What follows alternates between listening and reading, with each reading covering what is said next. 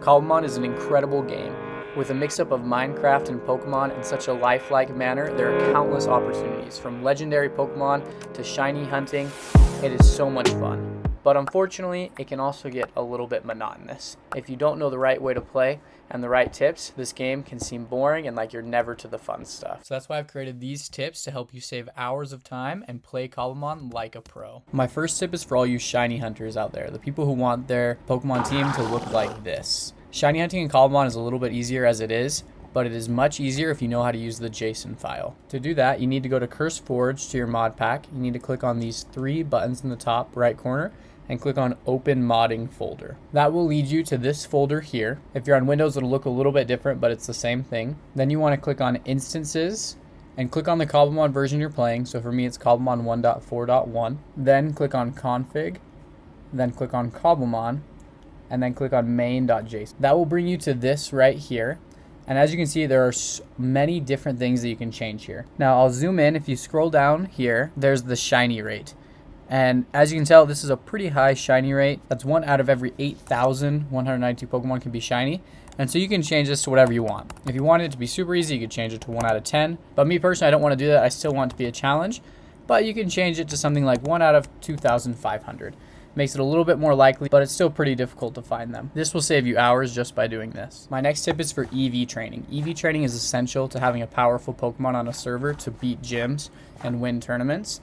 And I've seen way too many people who EV train by going around and they are just battling thousands of Pokemon. They go from Pokemon to Pokemon of the same type, trying desperately to get enough of a certain EV to max out their Pokemon. This process can take hours, but luckily there's a much better way. And that strategy is by using these items: Protein, Carbos, HP Up. These items will gain 10 EVs in each of the individual stats that they are assigned to. You can check the Cobblemon wiki for more information on them, but luckily they are extremely easy to make. All you need is a medicinal brew, which is made from medicinal leeks, and then some individual item, it's different for each one, some berries, and some nature mints. Now this might seem like an expensive recipe, but honestly, all of these things are very farmable and extremely easy to come by, and you can make automatic farms to harvest them extremely quickly and in large quantities. If you don't know how to get any of these materials, like berries, medicinal brew, nature mints, check out my survival guide series where I go through pretty much everything you need to know about Cobblemon. Now these are great because I can farm these in mass quantities,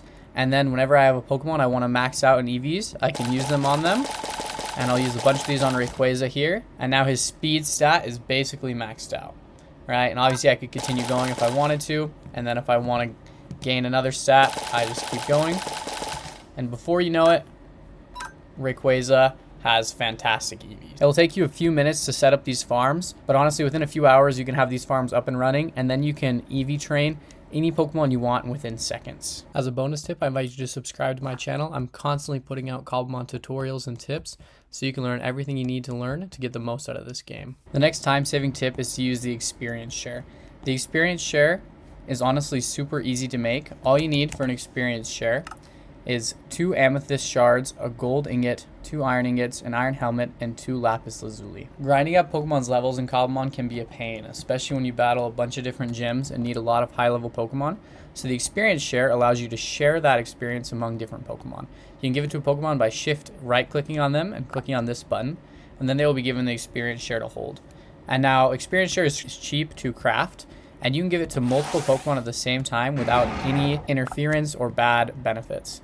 So if you do this, and we put an experience share on all 5 of our Pokemon besides our Pokemon in a battle, then all of them will get bonus experience from every battle you fight in. So you can just have one high-level Pokemon, like this Dragonite for example, and have them fight Pokemon over and over again, and all of our Pokemon will get 50% of the experience given to them. This is a great way to level up Pokemon extremely quickly. As you can see, my Rayquaza leveled up 10 levels just from fighting that one low-level Pokemon. And again, I'll be going over in more detail how to use experience share effectively in the survival guide. My next tip is to build an iron farm as well as a gold farm. This is because literally like every single Pokeball, and especially the powerful ones, all take either gold or iron to form.